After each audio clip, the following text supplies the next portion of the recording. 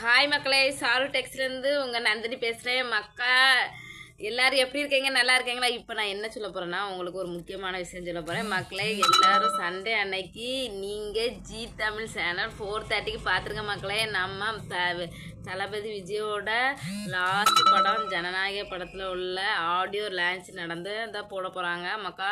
அதனால் 4:30க்கு மக்கா யாரெல்லாம் பார்க்கலையோ அதனால் நீங்கள் பார்த்துருங்க. தளபதியோட லாஸ்ட்டு ஃபிலிமு. அதனால் 4:30க்கு எல்லோரும் ஜி தமிழ் சேனலை பார்த்துருங்க மக்கா.